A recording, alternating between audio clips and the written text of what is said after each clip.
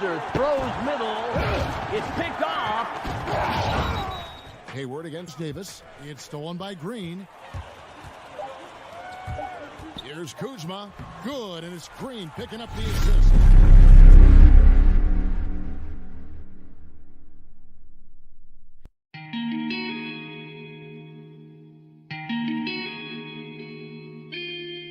Yo, this is Mr. Glass, and welcome to the GLASSHouse.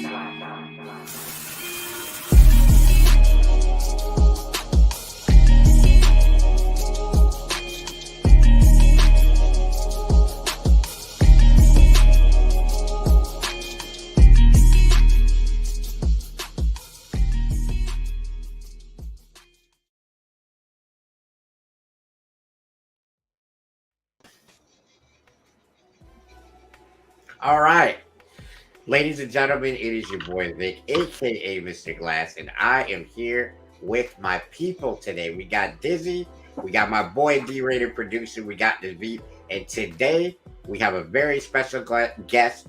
His name is Jason McLean. He is a paranormal. What is your exact title, sir? It's a biblical paranormal researcher. Biblical paranormal. Okay, I just wanted to make sure we got that right because that's. You know, and I gotta ask you, what is the difference between a regular paranormal, psychologist, I guess they're called, and a biblical paranormal specialist? Honestly, not a heck of a whole lot, except that I titled myself that to get the question of what does the Bible have to do with any of this, right? Okay. What does it have to do with Bigfoot and UFOs and all that? And that's why I put it in there. It's fundamentally it's because I do believe. Like in the micro, it doesn't, none of these things really tell us all that much. But in the macro, when we actually look at all the paranormal phenomena, cryptozoological animals, metaphysical creatures, forbidden archaeology, even UFOs, in the macro, they are all what you would expect to find from a biblical worldview. In fact, the world looks very much the way the Bible says that it is. If you look at it in the macro, and that's why I'm here. That's why I approach it this way. It's to say, look, these things are important. They are important on their own, but we also need to care about where they fit in the broader scheme of things, right? And when you do that, the world starts looking an awful lot like what we see in the pages of the Bible. Oh, that's very interesting. Okay, so I have always wanted to sit down with a paranormal guy or girl and have a conversation about what they're okay, first things first, do you use like instruments like the electrographs and all of this other stuff in order to like hone in on frequencies for spirits and all of this stuff, or is it just you walk into a place and you feel something? So here's the thing, there's actually that's a yes and no kind of thing, right? Unfortunately, we don't really have anything, particularly when it comes to like the metaphysical things, right? As soon as I can kind of catalog some of these metaphysical, I'm basically out because we don't really have instrumentation that can properly observe it. We can tell the phenomena is real. Like there are ways to sort of look at a phenomenon and say, okay, this is real and it's metaphysical, but we can't know much more about it objectively. I really like objective metrics, things that we can see. We can say, okay, like Bigfoot's a great example where we have castable footprints. We can tell the difference between a fake, sort of what's called a wooden stomper, and and something that we believe to be real. There's features. There's dermal ridges. There are the toes move, things like that. There's also handprints. There's also a really, really amazing new technology that we're looking into now. Unfortunately, the results haven't gotten out, so I really can't say too much about what I know. But it's called I always get it wrong. It's Sasquatch alba verna, or vernix. It was actually named by a friend of mine. And every primate has skin oils, right? Like, the oils and stuff in your skin. Well, it wasn't until very recently because we have a lot of these handprints and things where they seem to be handling materials. Then it leaves this white film on it. Well, it's skin oil. That's all it is. Every primate has a different chemical compound for the skin, right? Because it's made from lipids, cholesterol, things like that. Well, the proportions and the densities are all unique. you can tell the difference between a chimpanzee or a gorilla or a human or whatever because of the chemicals in it and the chemical composition. We can also extract DNA, and that is in the process of happening around. We've a number of samples have been collected of this and are being tested in laboratory. That's all I can say, but it is very, very interesting. So again, that is something that we can measure, we can observe it. When you start talking about paranormal stuff, yeah, we have EM field readers, Geiger counters. Also, we're seeing some really unique radiological phenomena as well, particularly in association with a lot of these metaphysical creatures, including EM fields that spike out of nowhere, right? I mean, really, really high electromagnetic fields, which begs a lot of questions. So yeah, we absolutely do use equipment in the field to see when things are just going weird, right? Magnetometers, EM field readers, different types of spectrographs and Geiger counters. But then, yeah, honestly, there are a lot of people who use remote viewers, sensitives, things like that to say, hey, are you feeling something? Is something going on? I like that aspect of it. I don't discount it, but unfortunately, it's very, very subject to the human fallibility. So that's not anything I hang my hat on. But when we start seeing radiological spikes, when we start seeing EM field spikes, like that's when you're like, okay, something is happening here. This is not normal. But beyond that, we can't really observe it. Okay. Does any of you guys have a question? Because I can just keep going all night, but I want to make it fair for the rest of my panelists here. What about you, Dizzy? I never really thought about it. Because I was thinking about Vic's question, how he has do you have instruments to measure for? But I'm thinking what are you measuring for? Because I think that would be one of the challenges in trying to measure or detect these things, is that you have to know what you're trying to measure or detect. You have to know specifically what you're looking for in order to have a tool set to detect it. So I was really starting to sit here thinking about Vic's question. I'm like, how do we know what we're looking for so that we know how to look for it? Well, that's a great question, and Elliot Jackson has a great point. It's like, how do we? So right now, the only equipment we have is what is commercially available. Like a Geiger counter is commercially available, which on some level should give us a little bit of pause. Like, why are Geiger counters so easily available? But then things like EM field readers, right? They're used in all kinds of professions. From electricians, AC. There's a ton of reasons why these tools exist. So they're readily available. So we can, and again, a lot of this is theoretical. Like the working theory was, if there are these metaphysical creatures, then some form of electromagnetic phenomena is what was expected to be around, right? Which is why they started bringing them out in the first place. And there's been a level of success, and part of the success, which is why I like the particularly the Geiger counters being introduced, is particularly with like haunted houses, right? One of the things that a lot of people found real quick is a lot of these rooms be like, there's a spirit in this room. Every time I'm in this room, I feel like I'm being watched. Those kinds of things. We found really hot EM fields around bad wiring, right? Where the wiring junctions were, they weren't done properly. And so because of that, it created these, large, highly charged EM fields. Well, the electromagnetic spectrum will affect the human brain. And in high enough amounts, it can make you feel paranoid. It can make you feel like you're being watched. And so what we found in a lot of these homes is bad wiring will cause people just to be like, something's here, right? Because it is actually affecting your brain. So, which leads to that other question of, maybe like some of this paranormal phenomena or these feelings people are having, what if it's electromagnetic anomalies outside too? Something natural, it's creating them. A great example of this, and because it also, one of the reasons people started doing this was how often batteries, like fully charged batteries on equipment, would just die, right? A lot of electronic equipment would just freak out whenever we were around, metaphysical and paranormal phenomena. One of the just best documented cases of this is, it's one of Josh Gates's shows. I can't remember which one it was, but he was in Iceland, and there is this large boulder that everyone believed was where elves lived, right? Like the local lore was elves lived there, and the government actually ran this road around this boulder so as not to disturb the elves. Like they took it seriously. Wow. When people go out to investigate, and it's on film, like they go and everything dies. And this is a very, and if you've done paranormal research or even Bigfoot research for long enough, this has happened to you, where you get to an area that may be a little hinky. All of a sudden, your cameras fully charged, everything stops working.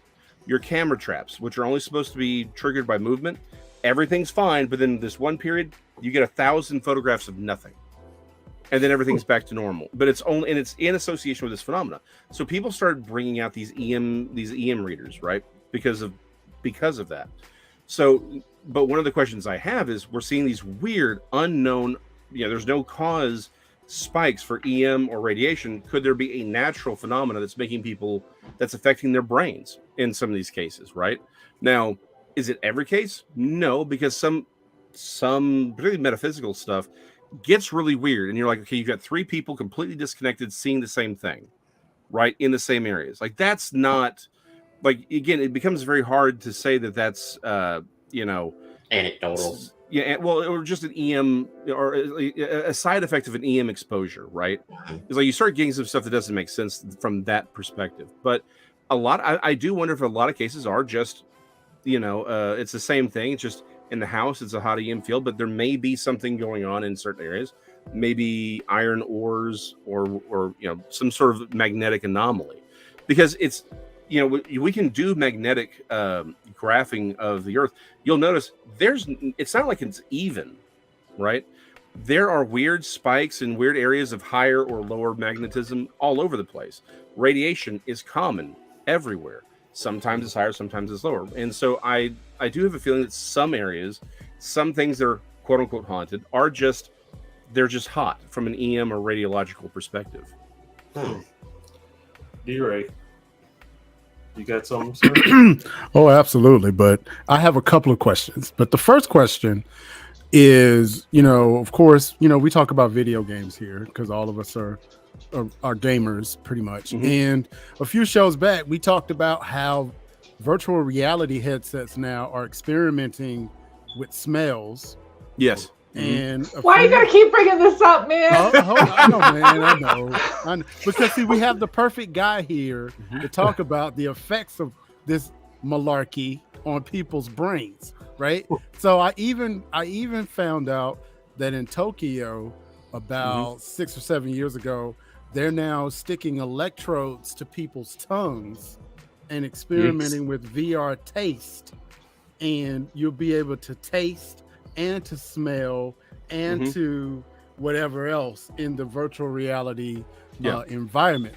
Can you tell us, just off the top of your head, how this is going to affect us if all of this technology comes to the marketplace? That is a really interesting question from a lot of perspectives. As an artist, one of the things I've studied is how to make people see things I want them to see. Like, one of my favorite, I'm a minimalist, so I like Frank Miller. I like to give people the minimum amount of information needed, and still see the brain will still connect that information, right? The human brain is easily manipulated in like we manipulate ourselves. As Elliot's questions, like, could it be that's absolutely, which is why I don't hang my hat on a lot of sensitives and remote viewing, right? I'm not opposed to it, but it's too easy for people to psych themselves out, right? I'm sitting here I can tell you there are people who will shoot at, like, they're poachers, right? One of the things that game wardens do is they'll set up it's a perfectly still statue of a deer, and they'll sit out there and people will take shots at it, and when they've been arrested, they'll say, how did you get it to where it would move and blow and have, like, I can see its breath and everything? Like, that's a really expensive deer, and it's just the human brain is easily manipulated. So particularly when it comes to this technology, it is terrifying. Like, one of the things in the idea of scent, like, people are like, the scent market is a big business right now. There are buses where they have like a little sprayer attached to it, and it will release like the scent of Dunkin' Donuts, because there's a Dunkin' Donuts on the route that they stop at. And Dunkin' Donuts pays for them to put that in the air so that you want Dunkin' Donuts by the time you get there. Real estate agents, they will have, they used to bake cookies. Now you can just buy a scent where you walk in and it smells like fresh baked bread or cookies, because it makes you more amenable to buying things. Like this is a real thing.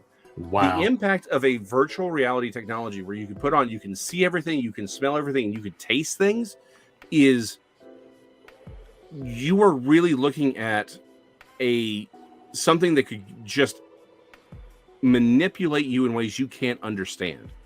Like right now, I mean, honestly, right now, and this is a terrifying thought, so much of what we do see, there you go.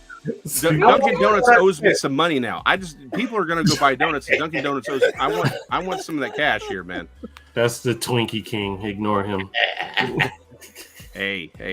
Don't you be talking about my Twinkies? It's not just regular Hostess. You don't have those type of Twinkies. It's guarantee you. His Twinkies have that new technology in it. They're laced, man. It's not good. Go ahead, Jason. I'm sorry. Not asking. No, you're fine. No. But so, okay, like, we are manipulated on a daily basis. Like, it's really easy to think about, okay, well, how's the news media manipulating? You don't even begin to understand. Like, these algorithms are learning which things you like to know, where you want to, like, they are carving out ways to manipulate us to buy certain products. Everything you watch, you feel, even your emotions are being manipulated by these things that you're carrying. They hear everything, the Alexas and the Siris. They're hearing everything you say. They see everywhere, every website. Looking at you, D-Ray. Yeah, I'm not going to even deny that fact. But every email you've ever sent, every phone call you've ever made, every website you've ever seen, everywhere you've ever gone is cataloged. And they are finding out how to say, you want to go to McDonald's and not Wendy's today, or you want this instead of this. This is all part of these algorithms, and it's worse when you realize it's not just stuff you're doing, it's the stuff your friends are. Let's say I didn't have a single Facebook page, a single Instagram account, none of it. I was completely off social media. I would still have a Facebook account and an Instagram account and a TikTok account. I would have all of it, because let's say I knew D-Ray. D-Ray has, when he goes and he goes to, to Goat Porn R Us, right? And he signs up. D-Ray. Follow Cody. Now, what you're not going to do is tell all these people my personal business. There you go. Back up, bro. Fair enough. So when he goes to Facebook and he signs up, part of it says all of his contacts get to, so Facebook, Instagram, all of these corporations, they have what are called shadow profiles for everyone who's not on their platforms. Because they can see everyone who, by the phone number, they can see everyone who knows everyone, and they spiderweb out. So you take this level of technology and this level of hacking people's brains, like loot boxes. The science of the loot box, the psychologies of these loot boxes it is terrifying. And then you give them the kind of technology where not only can they, in virtual reality, not only are you seeing things, which by the way bypasses your fight or flight response. Like, that's the thing. The reason you cry at movies, the reason you get jump scares like Doctor Strange 2 has some jump, the reason you react is because it bypasses your logic center and goes straight to fight or flight. You combine that with taste and smell, they own you lock, stock, and barrel. They can manipulate you in ways you can't even imagine. It is the most terrifying technology humanity has ever created. So what you're saying, Jason, is that we are about one click away from being inside the Matrix without ever knowing it. Yeah, no, absolutely. Because if they were to hook me up with one of these things, right? Yep. They could make me believe, theoretically, that I never existed. And I woke up one day and I was Keanu Reeves' character in the Matrix going to my job every single day. Yeah, no, never absolutely. existed out here. Mm-hmm. That's what I do. That's crazy. Yeah, no, I mean, you could literally live your entire life in these things, just straight up. Sword Art Online. Yeah, no, exactly. If you've seen Sword Art Online, that's what we're talking about. If you've seen, there was it was a Bruce Willis movie. I forget what it was, but everyone was running around like these robot bodies, right? But they were plugged in somewhere, right? Yeah. I mean, it's like it was like that's the kind of reality we're looking at, where you just live in this virtual world, like. Wow. And it's like here's the thing. I'm actually sympathetic. I think there's people for whom that may actually be a better option, right? I could see that being very alluring and not even destructive inherently. My problem is it's the people behind the programming. That's my problem. It's the people behind, the Halo Prison and Minority Report, same thing. My problem is when you get on the other side of that algorithm and they can determine what you see and hear. That's my problem. No technology is inherently evil. It's the humans behind it, right? Yeah. That's where things get really messed up. And we see it every day where it's like, you see this news, but you don't see this news. And so they can shape your view of the world. And so you end up hating all these people you've never met for reasons that are completely BS to begin with. Right. Because we lose those nuances, right?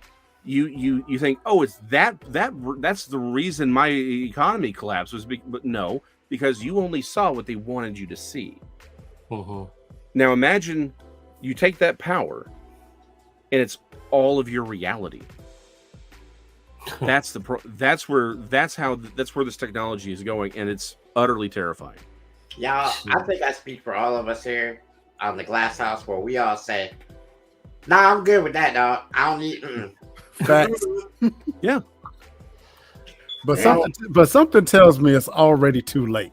I think you know what I mean? I think the fact that we're hearing about this means they've already experimented with it. There's already a handful of people who are hooked up to this stuff right now, and they can't distinguish fact from fiction. They just cannot do it. Because I've always, and not to tempt fate here, but I've always been of the belief that whatever consumers have access to, the government has something 20 times worse. Yes. Yeah. You know what I mean? That won't get to us. Sometimes it may not get to us ever.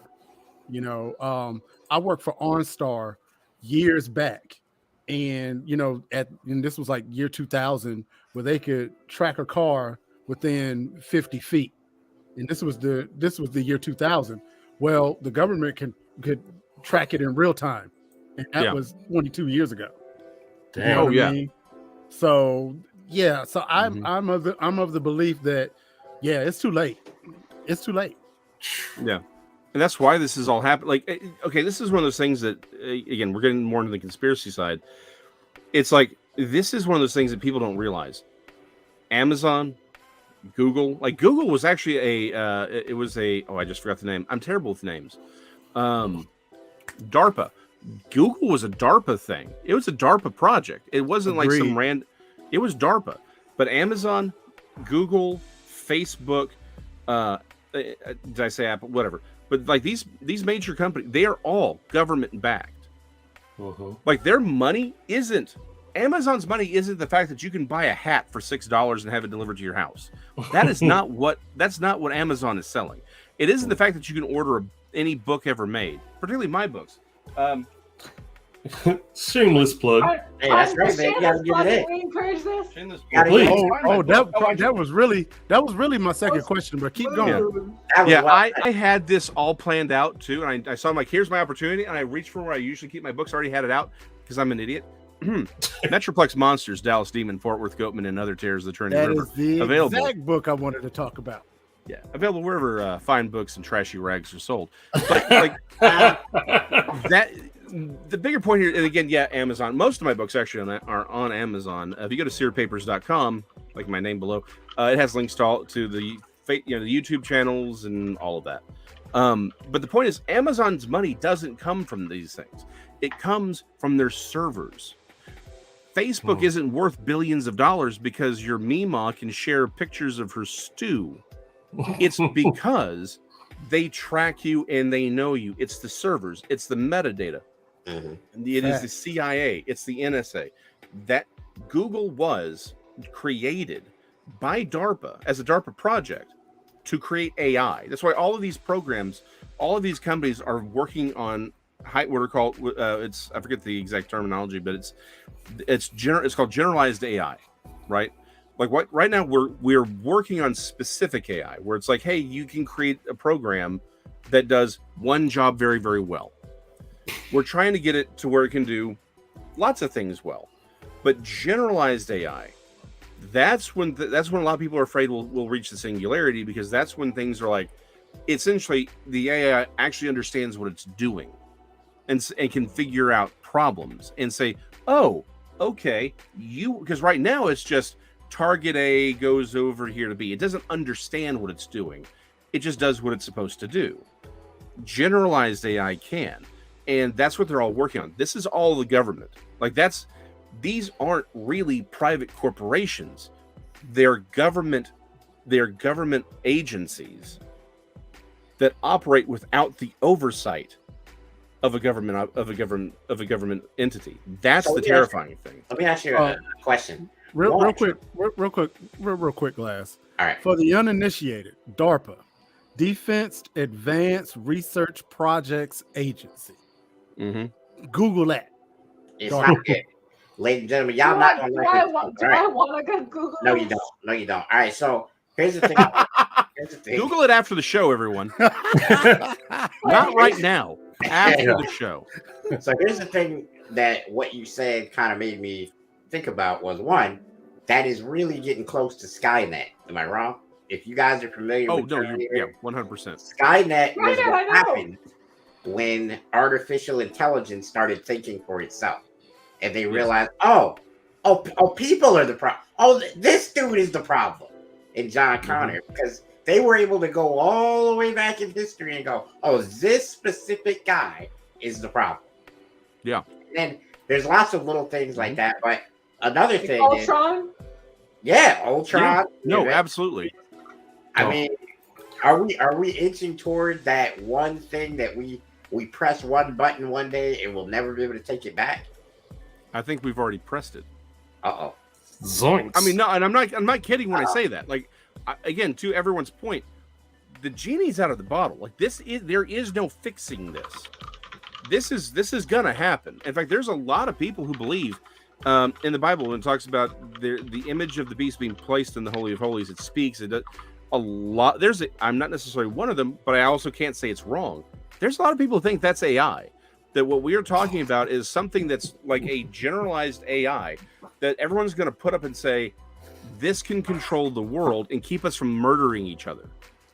I mean, think about all the pain and suffering in the world and say, you know what is the problem? It's humans. Humans are the problem. What if we just put up an AI that has all this computing power? It can see where all the food needs to go, all the water needs to go, all the medicine. It can predict these things. Why don't we create one thing to rule all of us? Like, I mean, literally every science fiction movie where there's that big computer that everyone walks up to and it's deciding who lives and who dies. That's what people are talking about. And again, I think we've, unfortunately, I think the day that we could have prevented that from occurring is long gone. I think we're already on this track. It's Minority Report, right? It's already been mentioned. Remember the scene where he rolls that glass ball across the table and the penguin catches it, right? And he goes, "Why did you catch it?" He goes, "Because it was going to break." Well, how did you know? There's a certain point, certain things are already in motion. You know what's going to happen, and you can't stop it. It's in motion already. The problem is anything we could have done to have prevented this idea, this thing. I think it's already happened. Now, the beautiful part is I do think it doesn't not everything has to be the way the movies have it as, right? Like, I think a lot of these things, the movies are designed to make us feel like this is inevitable. We still have the ability to turn things off.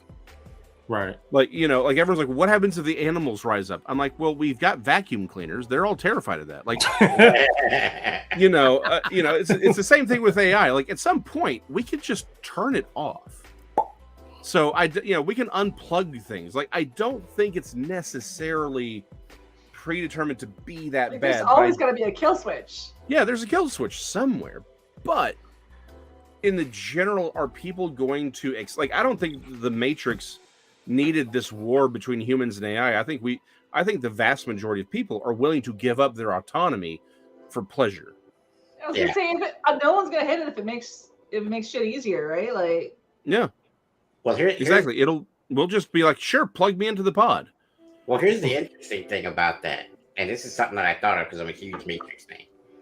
I thought about this, and I realized that once the first generation of people decide to do that, they are literally deciding that for everyone that ever comes after them, because they won't be any more people after them. They will just be other people who get hooked up to the machine.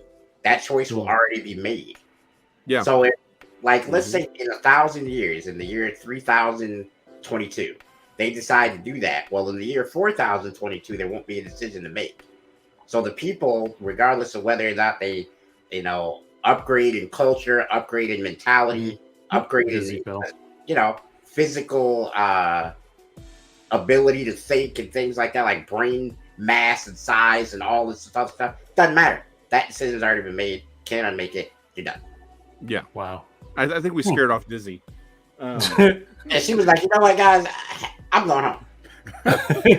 She's back. I clicked a bad button. Uh-oh. Did you follow the link D-Ray sent you? You never followed the links D-Ray sends you. Jason, I don't know why, but I like it. Keep it coming, buddy.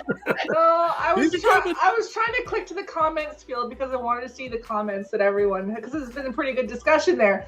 And I bumped my elbow a little bit, and instead I hit sign up free.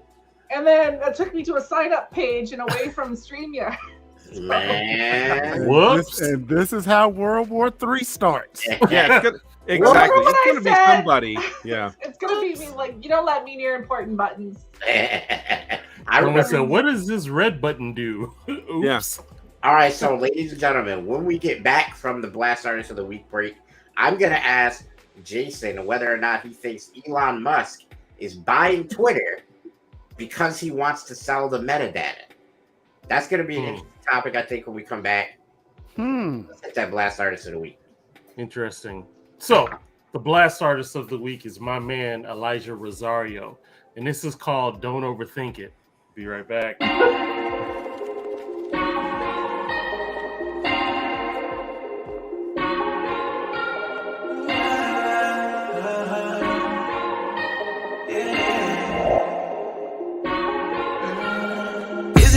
For one night, don't wanna come off this high. All of these feels and vibes. Take a ride with me, let's slide. I can show you paradise. Eyes on you, focus on the rhythm of your body. Dipping on head to toe, looking like a goddess. You hardly take risks, but you in need of excitement. Oh, you like this?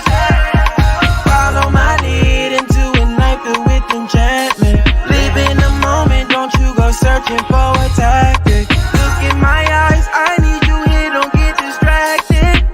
Miss our chance of finding love that be tragic. Follow my lead into a night filled with enchantment. Live in the moment, don't you go searching for a tactic. Look in my eyes, I need you here, don't get distracted. Miss our chance of finding love that be tragic. Tonight is your chance, the sky is the limit. So don't you hold back, take me by surprise. Don't know where we'll end, but I hope it's your bed. So we can make love until the morning light. Eyes on you, focus on the rhythm of your body. Dipping on head to toe, looking like a goddess. You hardly take risks, but you in need of excitement. Hope you like this. Follow my lead into a night filled with enchantment. In the moment, don't you go searching for a tactic. Look in my eyes, I need you here, don't get distracted. This our chance of finding love that be tragic.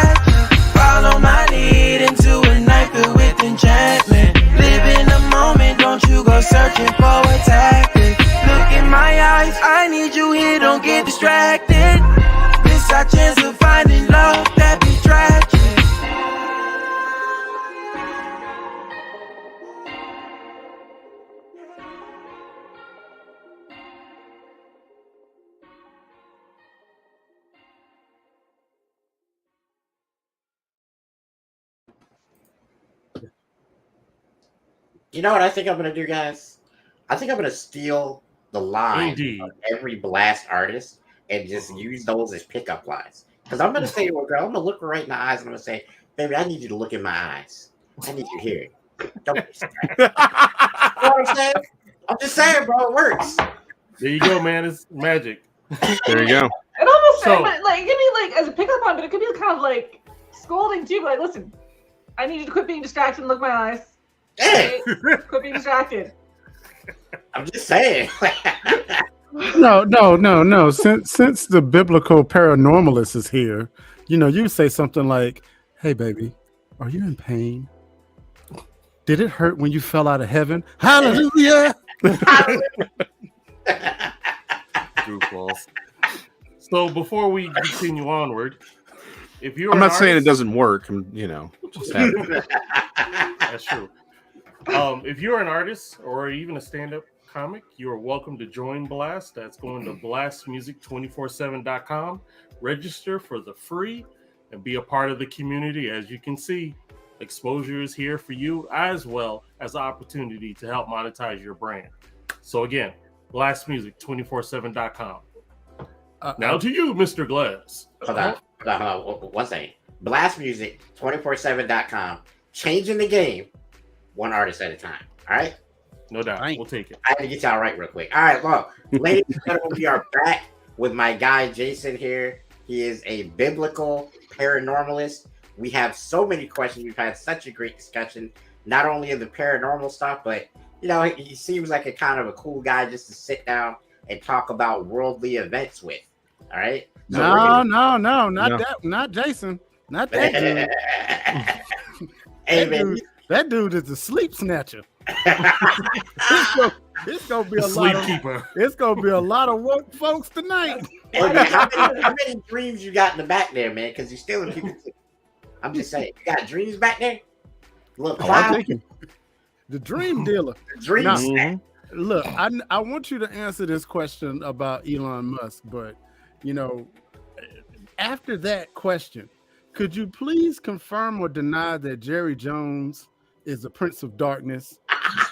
Since your book talks about Dallas demons, and I've been telling these Dallas Cowboy fans that they're devil worshippers, Here we and go. I want you to confirm or deny that after the Elon Musk question. So Okay. thank you, sir. Nah, you know what? Not a Go ahead problem. and confirm or deny I got an that. answer for you on that too. Yeah, go ahead. But so your question about Elon Musk, is he selling so why is he buying Twitter? Here's the thing. I try not to read too much into anyone's actions because I'm not a mind reader. Right. I try to give everyone the benefit of the doubt that what they say is what they mean. But we know Unless there's reason to believe otherwise, right? Oh yes, the hell I did. Hell is appropriate for that one. Indeed. So back Go to ahead. Elon. So I in general, I try to give everyone the benefit of the doubt, unless they've given me a reason not to. I think because of particularly the stance Elon Musk has taken in the past is very consistent about AI. Mhm. I do think he genuinely cares about how Twitter is being used to manipulate the conversation, and not just in this country but worldwide, right? I think he actually does care about that. I think he actually, unlike a lot of people, particularly in Washington D.C. and in running these large corporations, I think he's actually pro-human. I would agree. That's a big thing I think people don't understand. A lot of these people that are in our government, and it's a conspiracy. Not a conspiracy. Read what they write themselves. Like I said, just give everyone the benefit of the doubt that they're telling you what they are, and that'll steal your sleep real fast. I believe Maya Angelou said it best. When people show you who they are, believe them the first time. Mhm. Yes, absolutely. So I do think that Elon Musk is overall pro-human. That having been said, selling metadata is why Twitter is worth what it's worth. Like there's two reasons why Twitter, and again, I think it was, I forget who it was who said it in terrible names. Someone said Elon Musk. I'll get to it in a second. Yeah, Elon Musk didn't buy Twitter; he bought evidence. I like that. And that's what's we're seeing this right now, where he's like, hey, I've got reason to think that because the official SEC filing said it was like less than 5% are bots and spam and all that. And now Elon Musk came out and said, no, this looks like it's closer to 30 or more %. Wow. And we saw as soon as they announced that Elon Musk was buying it, not the Monday that it was announced, it was the following day, we saw weird like overnight movements in the tens of thousands, right? Sure, you could say a bunch of these people were leaving, you could say a bunch of these people were coming back, but that can't account for I think it was Katy Perry lost like 200,000 followers in one day. Yep. That's an insane. It became very clear that what was happening, and we're seeing some other things with some of these other agencies are actually doing real actual journalism that people weren't doing anymore. It looks very much like Twitter has been knowingly, and we all sort of knew it. It's like it was sort of like the whole Jeffrey or Weinstein, and actually Epstein too. It's an open secret. They were manipulating data. A lot of these things were fake, and they were doing it to manipulate the people. They were saying we're this fair platform. It's like, but no, you had an agenda. You were manipulating everyone, and you were making money off of it and lying about it the entire time. Elon Musk bought evidence. Now, when he takes it over, assuming the sale even goes through, will he sell the metadata? Of course he is, because that's the second reason Twitter is important. It's metadata, but the first and the primary value is in the ability to control who gets to say what and who's heard. It's the ability to manipulate the narrative. One of the things that I know about Twitter is that that's where your uncensored news comes from. If you go on Twitter and you look up the right accounts and you understand the right people who to ask and things like that, like you can get coverage from like actually in the Ukraine right now. Yeah. And the people will break it down to you in English, but they're in Ukraine and they're Ukrainians. And you can understand like what's actually happening boots on the ground instead of listening to CNN or Fox News or one of the other ones that will tell you what they want you to know. I'd much rather get it straight from the source. And to me, that kind of falls in line with what I believe the real benefit of Twitter is the ability to quickly exchange information around the world. It's unlike any other platform in that fact. Agreed. But it does not work that way. Facebook is heavily censored, and it is not the same thing. Right. So, all right, let's switch this back to paranormal stuff because I know that's kind of your wheelhouse, but we like talking about all this fun stuff too. Let me ask you a question, and that is, when did you start doing this, and what led you to do it? Well, that's an interesting question, and let me address Mr. D-Ray's question first about Jerry Jones. Yeah, as a native Dallasite, I can honestly tell you, Jerry Jones is the devil. We knew it. As soon as, like, don't get me wrong, I know we saw a lot. Like, I grew up during the heyday of the Dallas Cowboys. We loved, it's like, I get it, but as soon as he went to Barry Switzer, we all knew. Like a lot of people saw it when he got rid of when he got rid of again, I'm terrible with names. Tom Landry, thank you. When he got rid of Tom Landry, a lot of people are like, this smells of corruption. But then like all Faustian deals, we got a dynasty out of it, right? Right. And then it all fell apart because, like all good Faustian bargains, the devil comes for his due, and Jerry Jones did. So yes, Jerry Jones is the devil. Thank you very much. As a native Dallasite, and someone who does love the Cowboys, though I don't really watch football. Yes, no, he is the devil. Okay, so Streak has a question. He's one of our viewers, and this is his question. How can I tell if there is paranormal activity in my house? Because I'd be scared AF when I see stuff move across the room out of nowhere. I got to paraphrase because he's typing things that I don't want to say on this beautiful last network. Not You know what I mean? everyone has a potty mouth like me. Like, and apparently me too. So yeah. All right. So how do you tell?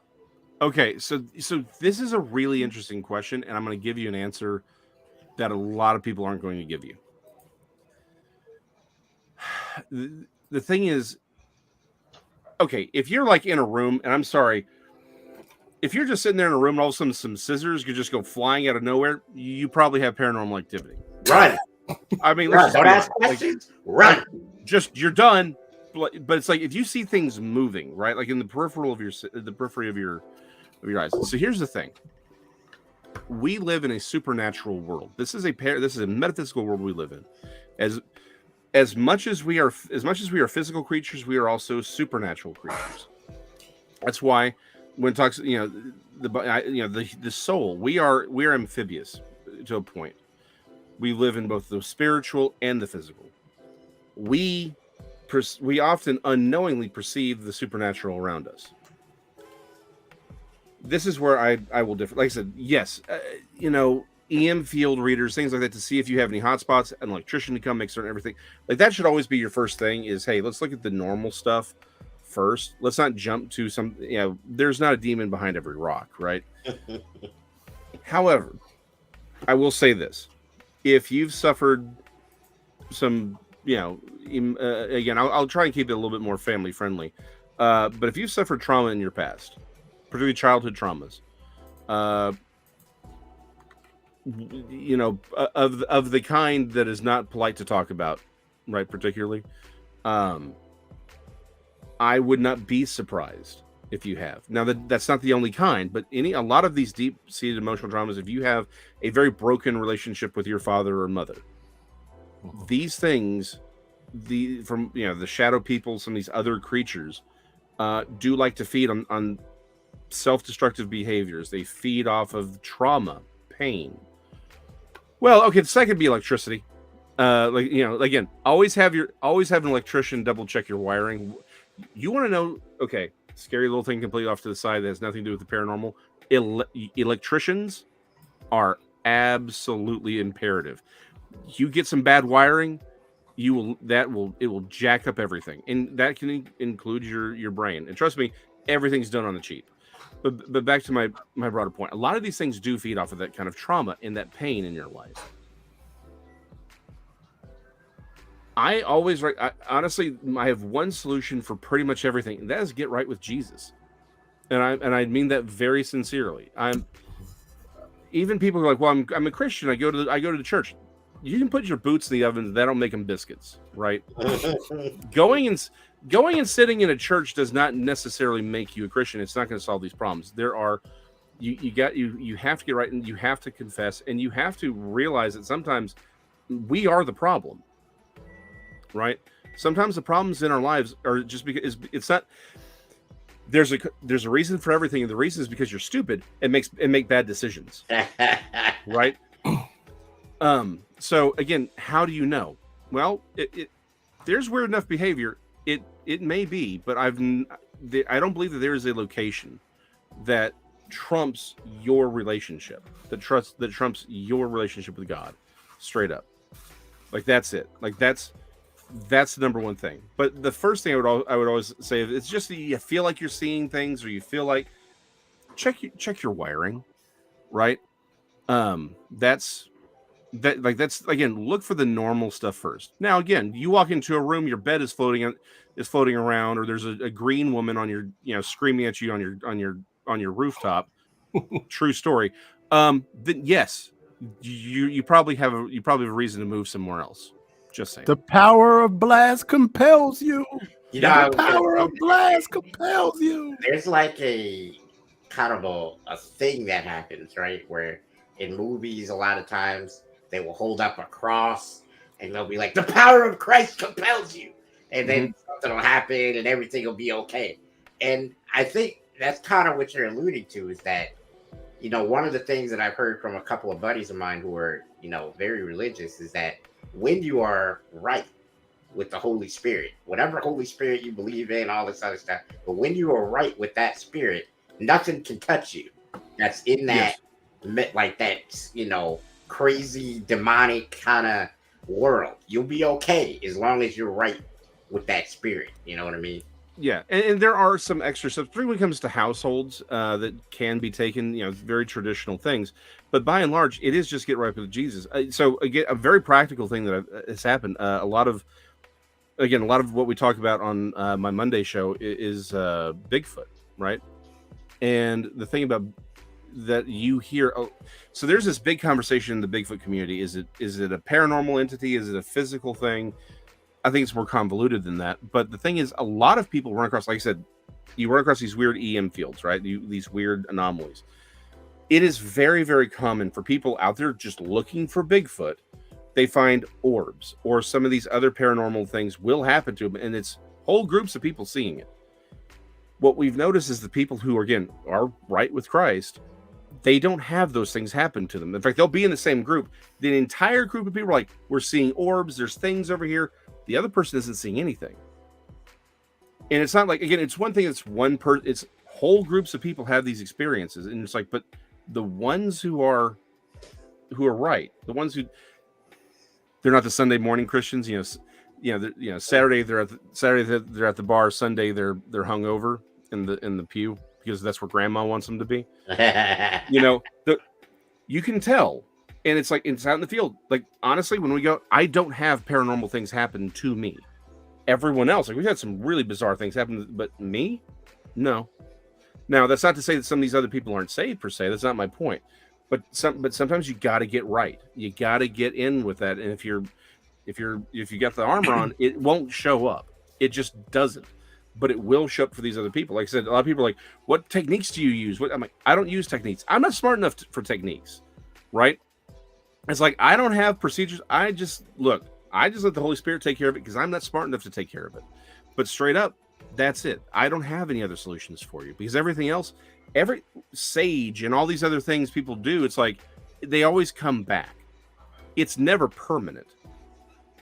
One of the things that I've always heard, with spirits and things like that is a lot of what you just alluded to. And that's if your mind is open to these things, then it will happen to you. And a lot of times when, you're younger, let's say 9, 10, 11, 12, that kind of, your mind is so open and you're such a sponge to everything around you that those are like the prime years for people hearing and seeing things and absolutely happening. And I find it very interesting that, Streak was the one with that question because he's about 13. So that's right about that age where you're still open to all of that stuff. It'll happen. Yeah. So again, the problem with all this stuff is it really does tie into human perception, right? Things that are unknown to us, we're unfamiliar with, we almost can't see them, right? This is one of those weird phenomena that psychologists have noticed for years, is that if you go to another country and you're unfamiliar with like the fruit, or you go through these markets, people don't know where one fruit stand ends and the next one begins because they're not familiar with what they're looking at. Right. You could be shown a picture of something. If it's at the right angle, you can't tell what it is. And then they're like, it's a cow. And you're like, oh, your brain sees the cow. Oftentimes we assume that we see what we see. And the problem is that's not really the case. Your brain is interpreting everything that you see. That's why magic works, right? These illusionists go up on stage. The reason they can trick you, the reason optical illusions work is because your brain is processing everything that you see. You don't actually see it. And so things you're unfamiliar with, or if you've been trained not to see it because you're like, I don't believe this thing exists, it's very easy to look over it and not see it. And the thing is, as we're older, when you're a child, everything is new. And so you're willing to see it. But when you get older, you don't tend to see things as much. And everyone's like, oh, well, it's because it's not there. No, it's because you're not looking for it. It's sort of like when you buy a car and then all of a sudden you see the car everywhere. Like you didn't see it before, but now you do. Because now your brain is, it's in your brain. Again, a lot of paranormal, I'm the first one to tell you, a lot of these paranormal things, a lot of these cryptozoological things, a lot of these UFOs, it is just in people's heads, right? But there is stuff that isn't, right? When people have actual trauma because a Bigfoot stepped out of the wood line and yelled at them from 30 feet away, and these avid hunters no longer go in the woods because they're terrified about what's in there. That's a real encounter. Yeah. When I have people coming to me and it's like there's a dude, and I have to stay very vague on this one. There's a dude in his home. He's had trauma as a child. He's talking about sleep paralysis and seeing these creatures come into his room. He doesn't tell his daughter about anything. His daughter sees something that she's never seen before go into his room in the middle of the night because she wakes up. When her friend next door, who knows nothing of any of this, sees something outside their house, and they're all describing the same thing. None of them have talked, and I know only because these people were personally known to me. That's a real phenomenon, Yeah, right? When people take DMT and they all see the same creature, but the same creature is talking to them, saying, "Hey, I miss your friend." Like that's a common story from people who take DMT. Like these are real. It's a real phenomenon. It's really happening. It's not everyone who claims to see it. It's not everyone who claims to have these encounters. But a lot of these things are real, and they are happening. And because we live in a world, unfortunately, the mainstream narrative. That's why we had to have the UFO hearings today in Congress, which was bull crap. But that's a whole other kettle of fish. Yeah, I saw that. Yeah, it's there were some actual valuable things come out of it, but most of it was just complete trash. We're actually talking about it tomorrow night on my Wednesday night show. But it's the thing is, it's becoming too hard to hide the fact that this mainstream narrative is wrong. That we live in a supernatural world. We live in a world that isn't the way we were told in school. This is a very, very different universe, and we're seeing it. It's getting harder to deny. All right, so we have like 3 minutes left of the show, but I want to get 2 questions asked. The one that I had before, which is, when did you start with the paranormal activity hunting? I guess is that the proper term? Good a term as any. Paranormal is sort of a broad term. I'm really more into cryptozoology and forbidden archaeology, really more than the metaphysical stuff. But honestly, it began with Metroplex Monsters, Dallas Demons, Fort Worth Goatmen, and Other Terrors of the Trinity River. Actually, so one of my stories is in here. When I was 12, I saw a living pterosaur, and I didn't believe it because even though I believed that dinosaurs were still alive, and I know technically they're not really a dinosaur, but we only have 3 minutes. I believed that they were still alive. I just didn't think they lived here, right? I was like, no, that's in the Congo or in some strange exotic place like Loch Ness, not Dallas, Texas. 20 years go by. I even learned that there are sightings down around the Rio Grande Valley, but I'm like, that's hundreds of miles away. That's not Dallas, Texas. Only to come to find out, no, they are here. People are seeing them, and they're describing them the same way. It's not like Bigfoot where there's movies and shows about them, right? When I hear all these people completely, I talk to them, and they are completely unconnected, and they're describing these things the same way. That's kind of what got me into this. Again, 12 years old. I denied it for 20, and then one thing leads to another. I fall into a certain group of people. I'm like, I got to pursue this. I got to look into this because this doesn't make sense, right? I'm hearing these stories that are impossible. Well, if they're impossible, maybe it's only because I believe they're impossible because I got the wrong view of the universe. So here's my other question. You mentioned the view of the universe, and it kind of makes my next question super easy because it kind of leads into it. There are psychedelics out there. You mentioned DMT earlier. Mm-hmm. I know there's some mushrooms called psilocybin, and people really swear that when they are influenced by these things, they can see basically a whole nother universe that just exists that we can't hear, see, taste, nothing. But they can when they're on this stuff. Do you think that is part of what you do as well? Well, I mean, I don't use drugs for that reason, right? Because again, we're amphibious, but at the same point, like when you enter the ocean, you enter a food chain you're not at the top of. I think when you start doing those kinds of things, you enter a food chain you are not at the top of. Is it real? Yes, I think they are seeing the supernatural world. The problem is, it's a world so foreign to us. I don't believe that they're necessarily seeing the reality of it. Because we don't know what they can do. Right, we don't know what those things can, like. Are you seeing what they want you to see? Because one of my favorite stories, the dude got saved because of what happened. He was doing DMT. He was kind of on the regular. He's one of those. he takes it, but instead of going through what they call the he doesn't leave his body, right? They call it different phrases. He's just paralyzed because that's what happens. But instead of going on this trip, he's looking around, and all of a sudden he realizes there's a thing in his room looking at him. And it's looking, and all of a sudden it starts looking at him weird, and it's moving all janky like. But he gets real close to him because he realized the thing was always there. It was waiting for him to leave his body. It was looking at him weird because he realized it knew he was supposed to not. His soul wasn't supposed to be there. His mind was supposed to be somewhere else, so it could do what it wanted to him. And this is not a one-off story. I have a lot of stories like this. People are like, look, I don't touch this stuff anymore because this is what happened. This thing was in my room. It was waiting for me. I didn't bring it in. It was already there. well. Oh, I got to shake it out after that, man. Yeah. Well, you scared Troy off. So guess I'm the one to close the show. So hey, Dizzy, any final words? No, it's just a lot of cool thinking, like a lot of stuff to toss around the old noggin. Right. So and I'll just say wow. All I can say is wow. Hopefully we'll have you back because I really want to pick your brain when it comes to video games and in this industry, because I feel you have a lot to say about the level of violence and the level of adult themes in video games and how they get exposed. Young people talk about Phasmophobia. Right, that too. That game, but I love me my Phas. There you go. So I want to talk about that game too. Right. So Glass, final words, buddy. All right, ladies and gentlemen, I'm not even going to take my final words. I'm going to give them to Jason. Jason, let us know where we can see you. Let us know about your books, where you can find them. Please, sir.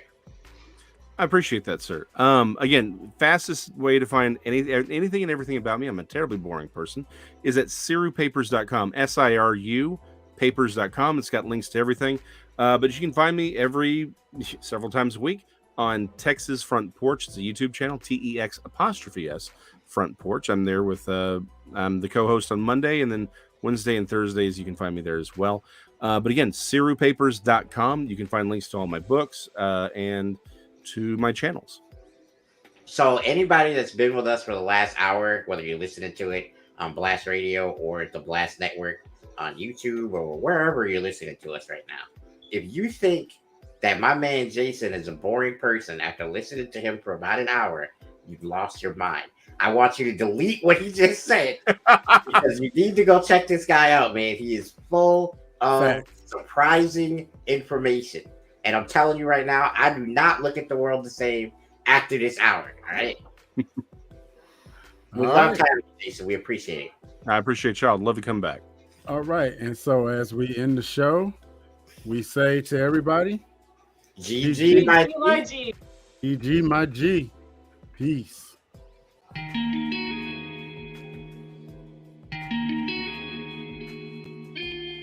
Yo, this is Mr. Glass, and welcome to the GLASSHouse.